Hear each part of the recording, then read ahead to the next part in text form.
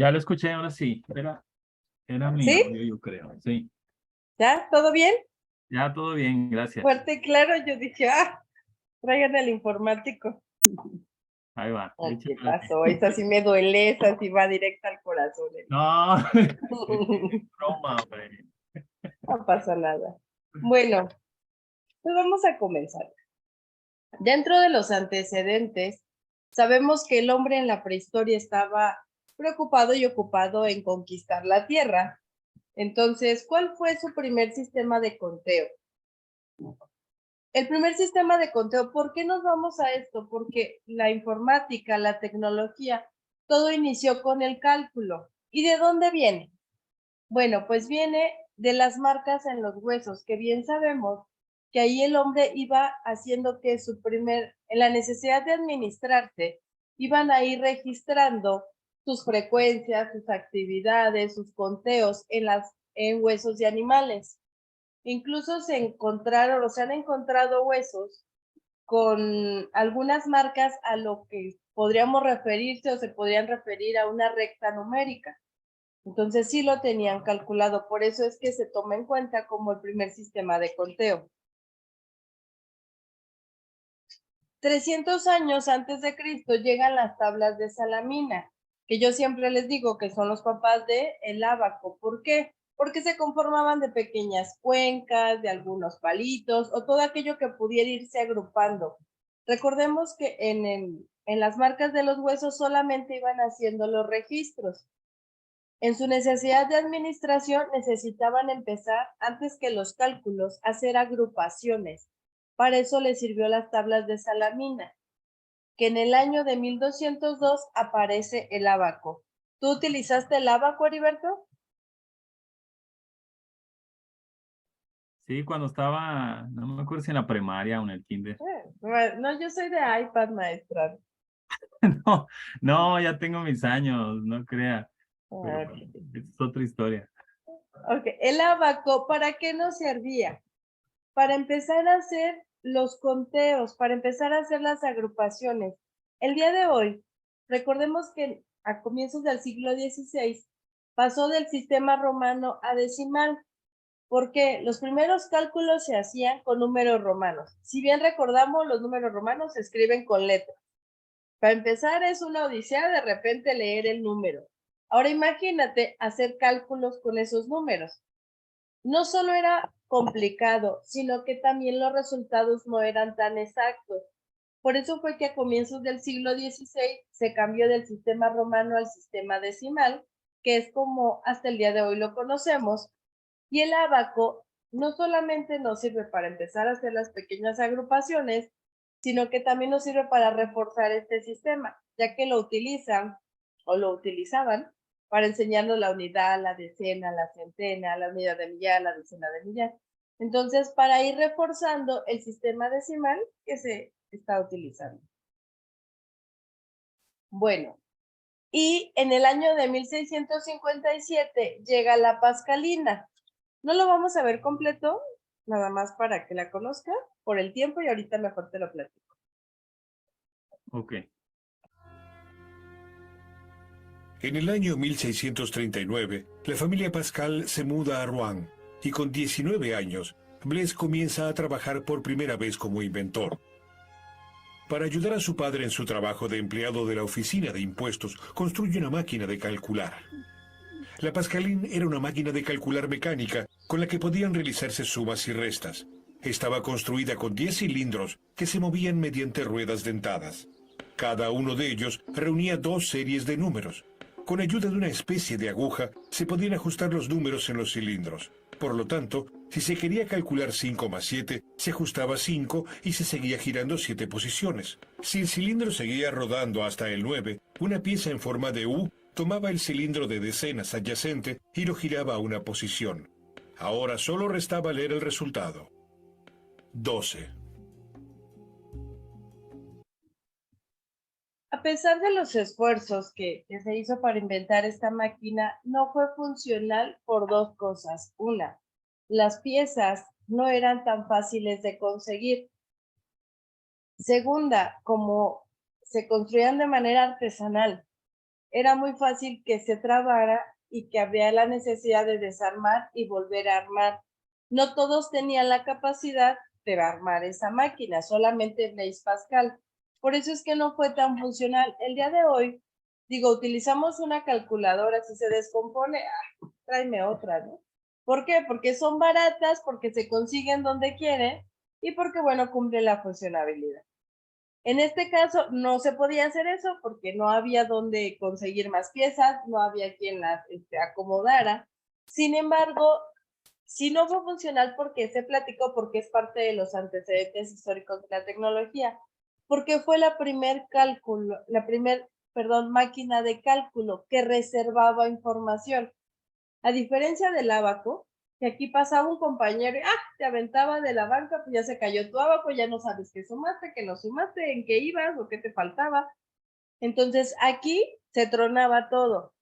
La máquina, la pascalina, sí nos permitía reservar el resultado de la operación y sirvió como antecedente para las primeras computadoras. Por eso es que se considera importante. En las generaciones de las computadoras, digo, me voy a ir un poquito así. No hay una clasificación como tal única. ¿Por qué? Porque cada autor tiene una generación de acuerdo al uso que se daba, las primeras con las tubos de vacío, después de los transistores, después los microprocesadores. Entonces, ¿qué iba pasando de generación en generación con las computadoras? Iban siendo más potentes cada vez, iban teniendo, su material las hacía más potentes, pero sobre todo las hacía más pequeñas. Recordemos que ahorita la vamos a ver, la primera máquina analítica necesitaba toda una habitación para poder funcionar y solamente hacía una tarea que eran los cálculos. En la segunda generación aparece el sistema operativo que ya permitía tener un software que me permitiera hacer escritos. Es decir, la máquina ya no solo servía para hacer cálculos, sino que ya también me dejaba hacer escritos y me dejaba hacer presentaciones y me dejaba hacer hojas de cálculo. Y ya en la tercera generación ya era multiplataforma, ya puedo estar yo trabajando, escuchando música, haciendo un informe, navegando en internet. Entonces, cada generación se iban haciendo más pequeñas, lo cual las hacía más accesibles y las hacía más, o las sigue haciendo más poderosas. Cada autor tiene una clasificación diferente, sin embargo, todas comparten a grandes rasgos esa clasificación, o esa evolución, perdón. Digo, para ahorrarnos el video. Antecedentes, dentro de los antecedentes. Bueno, ¿qué pasa en 1801? Aparece un hombre, un francés, el Joseph Jacquard, que este hombre no tenía nada de informático, era un textilero francés, que en sus máquinas él necesitaba que, por ejemplo, las tramas o los dibujos se fueran replicando en sus textiles, lo cual diseñó unas tarjetas perforadas que le permitían almacenar la información. ¿A qué se debe esto? ¿Por qué es importante?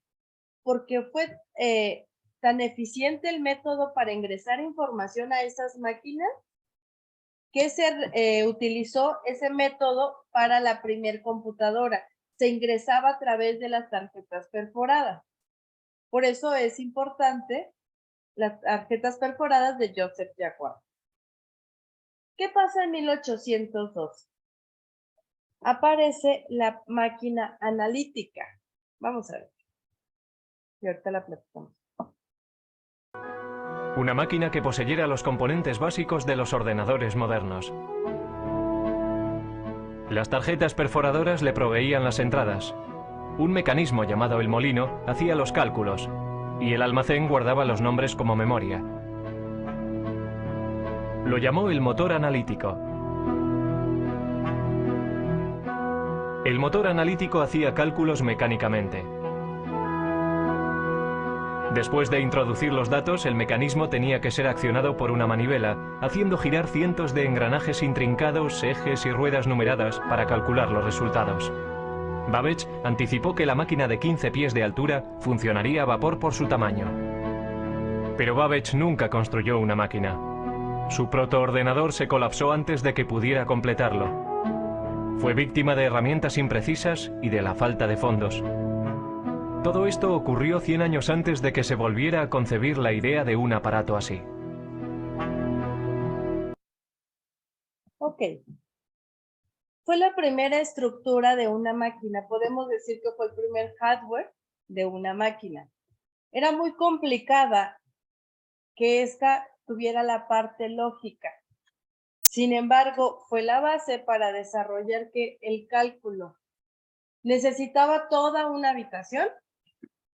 Entonces, no era muy accesible o no cualquier persona podía tenerla, y mucho menos en casa.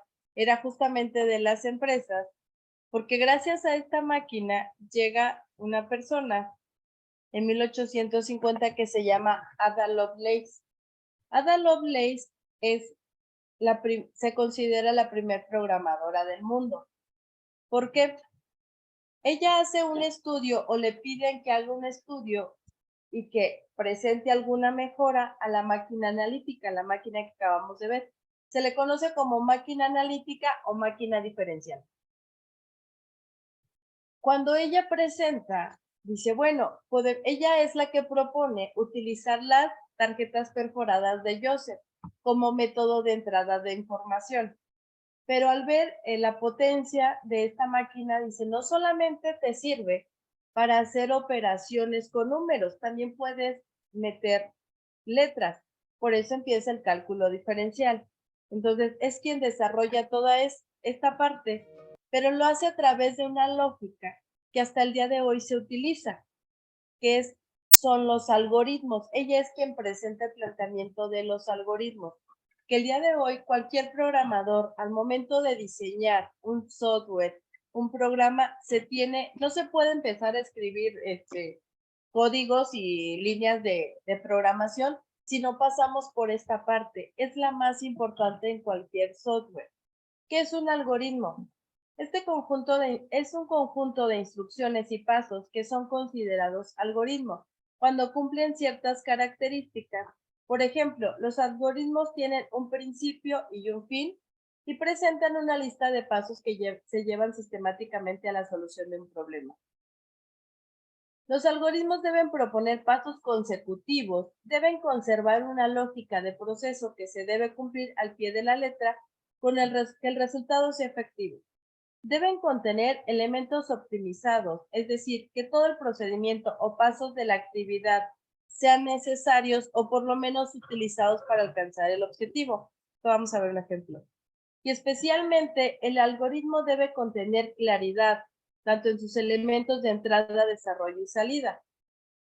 Por ejemplo, para verlo de manera coloquial y entender la lógica de un algoritmo, si yo dijera, vamos a hacer un algoritmo para freír un huevo, sí, de manera coloquial. Bueno, empezamos con inicio. El algoritmo se tiene que declarar en qué parte inicia. Es un tipo instructivo detallado, donde dice 1, abrir la nevera, 2, tomar un huevo crudo, 3, agarrar el sartén, 4, colocar aceite en el sartén, 5, encender el fuego, 6, poner el sartén sobre el fuego, 7, esperar que se caliente el aceite, 8, romper la cáscara del huevo, 9, poner la clara y la yema en el sartén, 10, esperar que el huevo se fría, 11, sacar el huevo del sartén, 12, servir el huevo en el plato.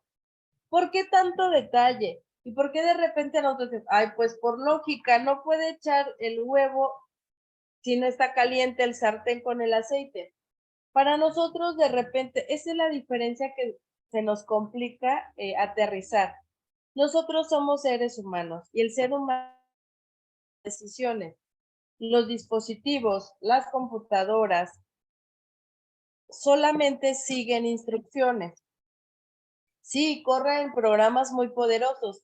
Sin embargo, fueron programados ¿por quién? Por seres humanos. Entonces, algo que debemos de tener bien en claro es que las computadoras únicamente siguen instrucciones. Cuando yo voy a diseñar un programa, el humano, tiene que validar todas las posibles soluciones o todas las posibles respuestas. Y la computadora debe de tener todas las posibles soluciones para, si esta es la respuesta, pues entonces voy a seguir este código, voy a tomar esta decisión. Esto es algo que de repente, luego siempre les digo, a ver, ayúdenme con un algoritmo para bañarse. Y me empiezan a decir, nunca cierran la llave, nunca abren la puerta para entrar al baño. Y les digo, es que, y nadie lo nota, porque lo vemos tan obvio de, pues claro, ¿cómo se va a bañar si no abre la regadera? Pero el humano nosotros lo pensamos así, las máquinas no. Y esto fue muy importante porque fue lo que planteó Ada Lovelace, por eso se considera la primer programadora del mundo, incluso antes de que hubiera computadoras. Y en Estados Unidos tiene su lenguaje de programación llamado Ada. Entonces, nada más es para que nos quede claro que los algoritmos son el tipo instructivo, que de repente, pues por lógica, no. Una computadora no es lógica, una computadora siempre va a seguir la instrucción. Del algoritmo se pasa al diagrama, del diagrama al pseudocódigo y del pseudocódigo ya se va a las líneas de programación.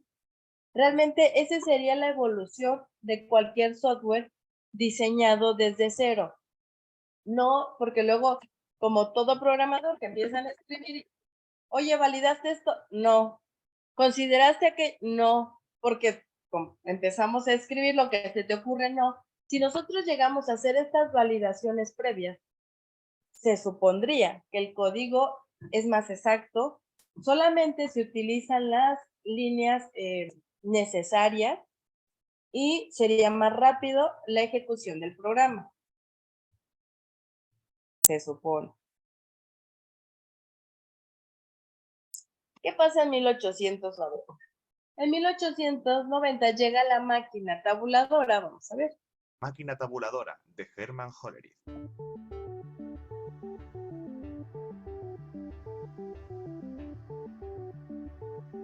Nos situamos en el año 1880. Estados Unidos tenía un problema con el censo de la población. Le llevó 7 años elaborarlo. Se le fue de las manos, se salió de madre o cualquier otra expresión que signifique que se desbordó. Según las proyecciones del aumento de población, el censo de 1890 llevaría 10 años poder elaborarlo. Para poner solución a esto, el estadístico Hermann Hollerith fue contratado por la Oficina de Censo de Estados Unidos. En 1887, este estadístico fabricó un aparato conocido como máquina censadora o simplemente tabuladora.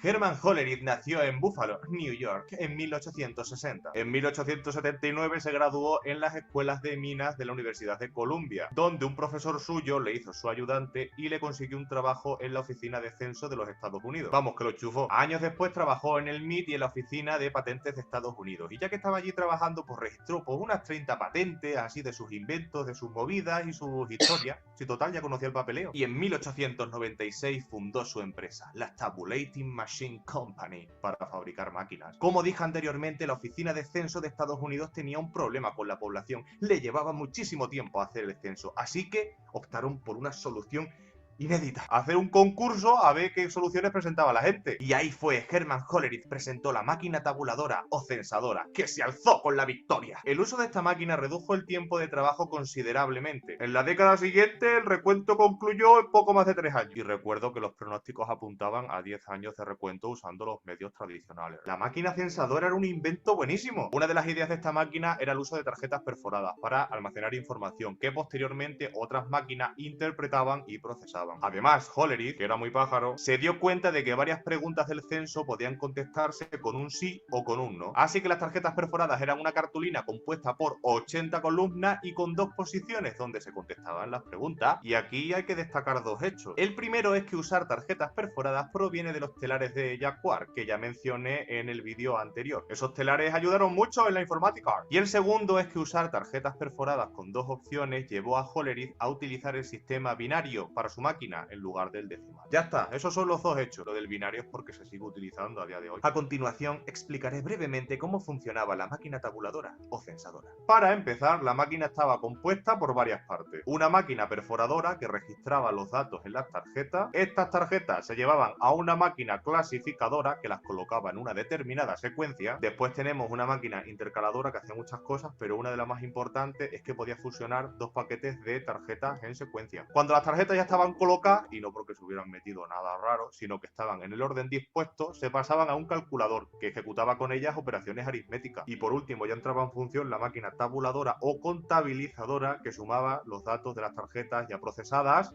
y para imprimir informes. Y otra cosa, que también se podía utilizar un reproductor para duplicar datos de tarjetas. El proceso de gestión de la información de esta máquina era automático. Presta atención aquí ahora, verá. Información procesada de manera automática. Información automática.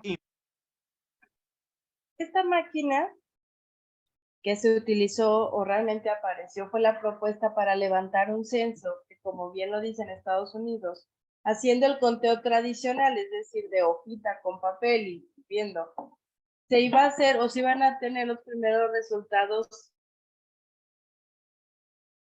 ya no iba a ser factible. Si en México, si tú analizas los censos, los conteos poblacionales se hacen cada 5 años.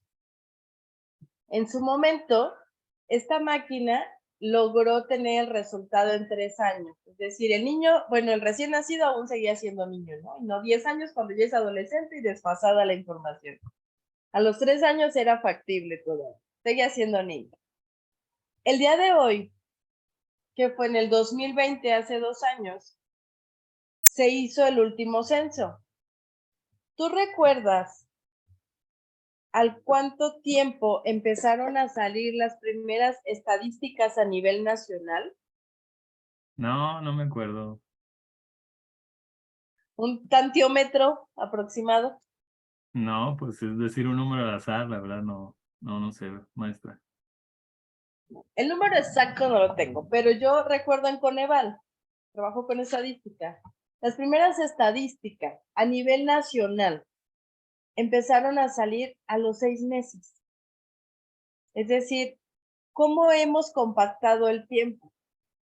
Lo que antes tardaba, o lo que de manera tradicional podría tardar 10 años, en su momento esta máquina hizo que fueran 3. El día de hoy, bueno, hace 2 años que se generó, lo hicieron en menos de un año. En menos de un año ya teníamos estadísticas a nivel nacional.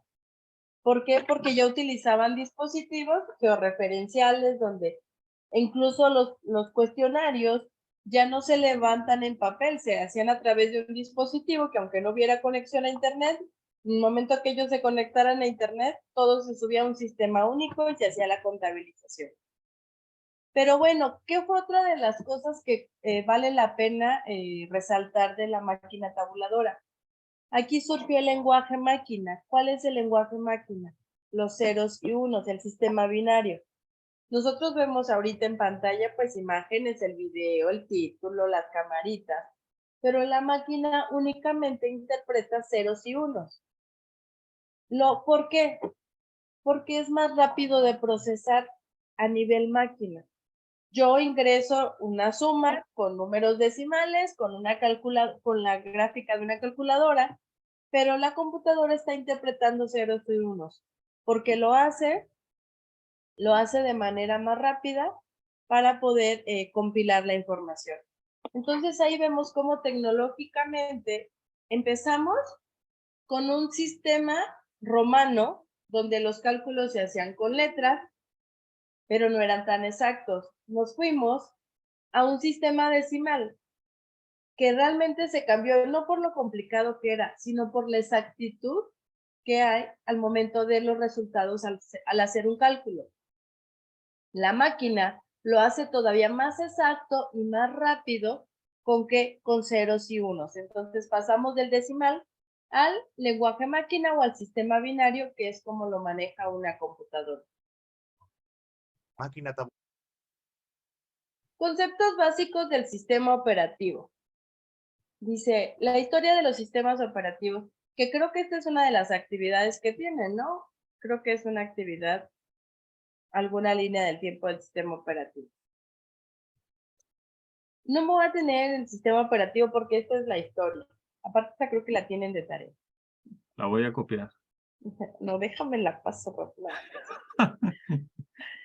No, ¿a qué voy? Porque quiero llegar a este video. Me interesa más y creo que lo podemos acabar. Hardware y software son dos términos que seguramente has escuchado y usas a diario, bien sea con un computador o con un teléfono inteligente. ¿Qué te parece si analizamos qué son estos elementos y por qué son tan importantes? Hardware es cualquier elemento físico de un computador. Por ejemplo, su monitor, teclado o dispositivos internos como microchips y discos duros. Software es aquello que le indica al hardware qué hacer y cómo hacerlo, lo que incluye programas computacionales y aplicaciones móviles como videojuegos, editores de fotografía y navegadores web, entre otros. Pese a que estas dos características son diferentes entre sí, funcionan en conjunto. Para entender mejor esto, tomemos como ejemplo un teléfono inteligente. En este caso, el hardware sería el cuerpo físico del teléfono y el software su sistema operativo y aplicaciones. Si retiráramos el software, nos quedaríamos con un teléfono muerto. No podría recibir llamadas, mensajes o navegar en Internet, ya que no estaría recibiendo instrucciones. Por otra parte, sin el hardware, no habría un equipo físico en el cual las aplicaciones puedan trabajar. Solo habrían instrucciones dirigidas a la nada. En otras palabras, ninguno de estos dos elementos puede funcionar individualmente, ya que se complementan. Mientras uno aporta los elementos físicos, el otro integra las funciones y operaciones. Aunque no tenemos certeza de cómo serán las cosas en el futuro, esta combinación seguirá siendo indispensable como base del desarrollo tecnológico. Cuando hablamos de GCF software, siempre nos vamos hacia una computadora o siempre nos dirigimos hacia una computadora. El día de hoy, casi cualquier dispositivo ya tiene software. Ya tenemos el reloj inteligente que trae software. Ya tenemos un refrigerador que trae un software donde te avisa cuánto producto tienes, cuándo va a caducar. Digo, yo no lo puedo comprar, pero ya existe, ¿no? Entonces, ya Los tenemos carros también. los carros que tienen. Yo nada más sé que algo le pasó a la computadora, no sé ni dónde está la computadora, pero sé que mi coche tiene una computadora con software. Es más, lo que está de moda, ¿no? Las freidoras de aire ya Sí. tienen un software para que te programan ahí. Entonces, realmente ya todo viene programable. Dos cosas que no podemos prescindir es del hardware. Les decía yo, si por ejemplo tienen su celular y tienen aquí el WhatsApp, yo no hay manera de que pueda tocar el WhatsApp porque es lógico. Porque necesito a fuerzas un dispositivo físico que sea quien dé la instrucción. Entonces, no podemos prescindir ni del hardware ni del software. Dentro del software, aquí está, tenemos dos cosas, la parte del software operativo y el software de aplicación. ¿Qué decimos que es el software operativo? Es el que necesita cualquier dispositivo para funcionar. En un teléfono, por ejemplo, ¿ubicas lo que es el Android? Sí, claro. Ok. Si el Android dejara de actualizarse, ya no pudiera correr, ¿tu teléfono funcionaría? No, no funciona porque es el sistema operativo base, por decirlo de alguna manera. Exacto. Lo mismo pasa con una computadora. Supongamos que tiene Windows. Si el Windows algo le pasó, una partición, o no se ejecutaron los comandos de arranque como tal, no está cargado al 100, no va a prender mi computadora. Entonces, eso en el software es un sistema operativo necesario para que sea funcional mi hardware. ¿Qué pasa con un sistema o un software de aplicación? El software de aplicación puede o no estar y no interrumpe el funcionamiento de mi dispositivo. Por ejemplo, yo por error, o bueno, le presto el teléfono a mis sobrinos y el otro por estar jugando me borra el WhatsApp, digo, voy a sentir que me muero, pero la que se muere soy yo, el teléfono no le pasa nada. El teléfono sigue siendo funcional. ¿Qué necesito? Volver a descargar la aplicación y volver a cargar todo. Esos, en una computadora, el Office caducó, ya no me sirvió, necesito quitarlo, ingresar una nueva licencia o cambiar de software. Entonces, los softwares de aplicación pueden o no estar en mi dispositivo y no afecte la funcionalidad. Solamente, digamos que repercute un poco en la operatividad, porque me servirían para algún proceso, para alguna operación. Sin embargo, son independientes del dispositivo físico. No puede haber un software sin, que no se pueda utilizar, necesitamos un hardware, un dispositivo. Al igual, un dispositivo sin la parte lógica tampoco me sirve mucho. Dentro de las generaciones de las computadoras y en la segunda generación aparece ya la parte de hardware y software. ¿Por qué? ¿A qué le llamamos hardware? De entrada, ya vimos que software es la parte funcional y la parte de aplicación. En la parte de hardware tenemos dispositivos de entrada, de procesamiento, de salida y de almacenamiento. ¿Cómo los puedo diferenciar? Un hardware de entrada es todo aquel dispositivo que me va a permitir ingresar la información a mi computadora, a mi celular, a cualquier dispositivo. Por ejemplo, el mouse es quien le da instrucciones a la computadora. Si yo quisiera pasar una hoja física a digital, tendría que hacerlo a través de un escáner. Si yo quiero dar una instrucción a algún micrófono, entonces todos esos dispositivos que me permiten ingresar de información se les conoce como o se les categoriza como dispositivos de entrada. Los de procesamiento, pues bueno, ahí no hay pierde, es el CPU, unidad central de procesamiento, que es quien se encarga de hacer toda la operación. En los dispositivos de salida, son todos aquellos que me permiten visualizar u obtener la información de mi dispositivo. Es decir, si yo quiero escuchar un video que tengo guardado o almacenado en mi computadora, necesito unas bocinas. Si yo quiero pasar en físico la información que tengo aquí, voy a necesitar una impresora, una pantalla para visualizar la información, unos audífonos. Hay dispositivos que te permiten o que tienen la dualidad, por ejemplo, una USB. Una USB no solo es de almacenamiento, sino que también me permite introducir información que tengo almacenada a mi computadora, pero también me permite sacar. Entonces, un dispositivo como una memoria USB nos sirve tanto de entrada como de salida. El almacenamiento ha evolucionado de tal manera que el día de hoy creo que ya está dejando de ser prescindible en esta parte el dispositivo físico. Ya todo mundo es de guárdalo en la nube. O sea, ya es de todo lo guardamos en la nube. Ya, ¿por qué? Porque las USB se te perdían. ¿Qué si el virus? ¿Qué si se te olvidaba en el pantalón y la lavaste? ¿Qué si se te perdió? Tu información ya no contabas con ella. El día de hoy contamos con espacios en la nube. Que bueno, ¿cuál es la ventaja? Que puedo acceder a ella desde cualquier dispositivo sin necesidad de tenerlo almacenado en un espacio físico. La desventaja, que para poder acceder a ella es necesario el servicio de Internet. De repente, pues sí, tengo todo ahí guardado, pero a donde voy no hay servicio de Internet, ¿no? Pues gracias.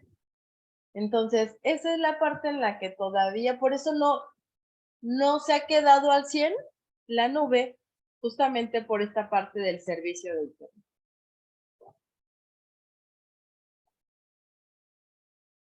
Bueno, en el sistema operativo trabaja, o bueno, su interfaz es mediante ventanas. Cualquier aplicación lo hace a través de ventanas. Tendrán algunas características compatibles, como es una barra de título, una cinta de opciones o barra de herramientas. Cualquier software si es un Word, si es un PowerPoint, si es un Excel, si es un navegador de Internet. Que bueno, aquí la barra de herramientas o las pestañas sería cada portal, ¿no? ¿Qué otra cosa comparten?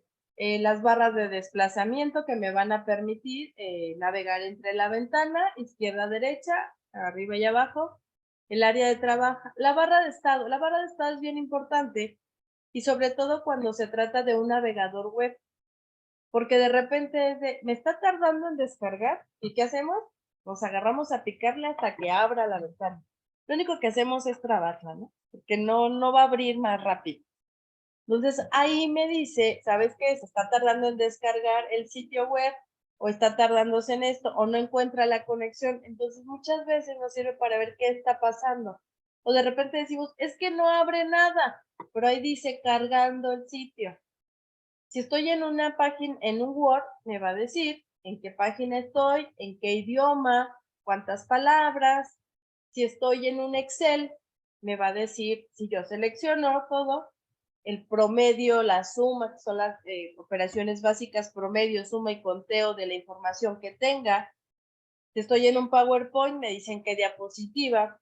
Entonces, me van a servir como para situarme en la interfaz que tenga de mi sistema operativo. Existen diferentes tipos de memoria. Y me voy rápido porque nos quedan 2 minutos. Tengo otra clase. Pero bueno, antes de esto, ¿tienes alguna duda, Heriberto?